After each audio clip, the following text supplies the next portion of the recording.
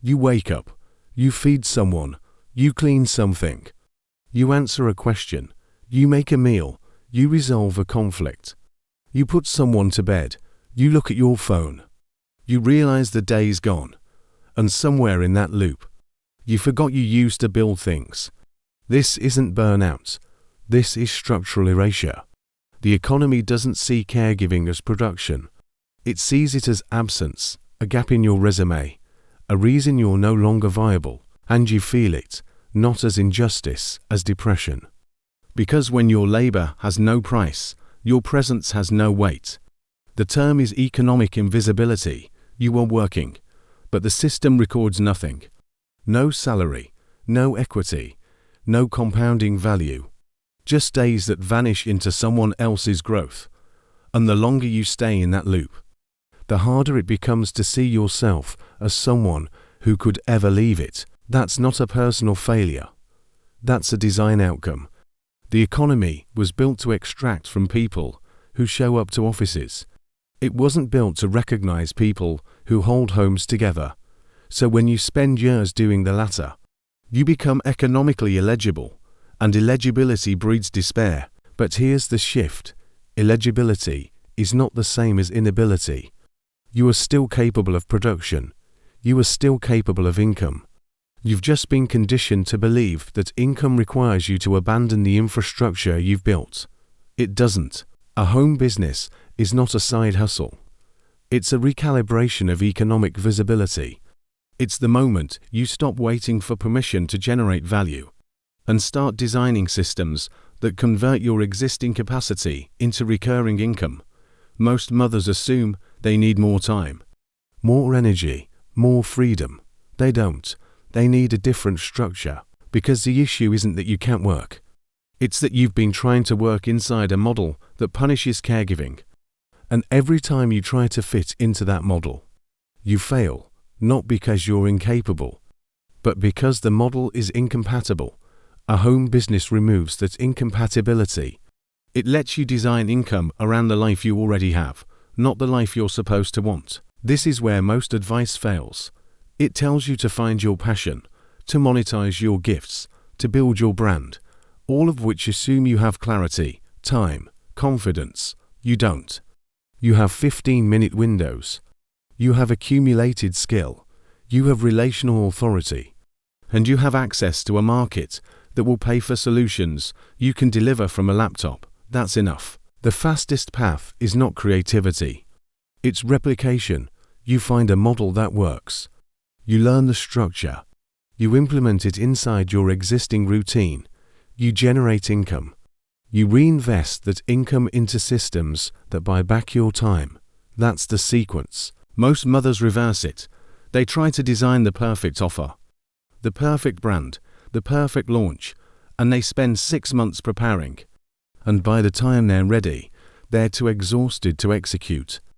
A home business starts with speed, not perfection. You pick a monetizable skill: consulting, digital products, course facilitation, community management, copywriting, virtual assistants, template creation.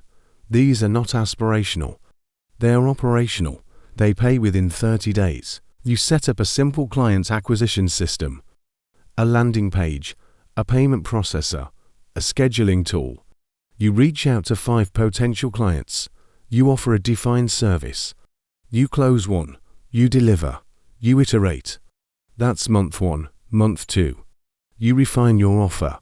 You increase your rate. You add a second client. You document your process. You start building a template library so you're not starting from scratch every time. Month 3. You productize. You turn your repeated work into a digital asset. A template pack, a mini course, a consulting framework. Something that decouples your time from your income. By month 6, you're no longer trading hours. You're managing systems.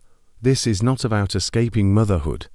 It's about integrating income into the structure you've already built, so that caregiving and production exist in the same operational layer. Because when they're separated, you lose. When they're integrated, you compound. The mothers who succeed here are not the ones with the most time. They're the ones who stop treating motherhood as an obstacle and start treating it as the context within which all future income must function. That shift changes everything, because once you accept that you will never have 8 uninterrupted hours, you stop designing businesses that require them. You design businesses that run in fragments, modular, asynchronous, automated where possible, human where it matters. And those businesses don't just survive domestic life, they thrive inside it. The alternative is waiting for your kids to grow, waiting for your energy to return, waiting for the right time to start.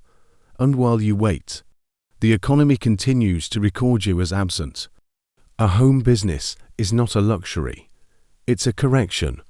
It's the moment you stop allowing the market to define your value and start defining it yourself. You don't need a business plan. You need a revenue event, one sale, one client, one transaction that proves you can generate income without permission. After that, everything else is iteration. The depression you feel is not a symptom of motherhood. It's a symptom of economic exclusion. And the fastest way to resolve it is not therapy, it's income. Not because money solves everything, but because financial autonomy restores agency.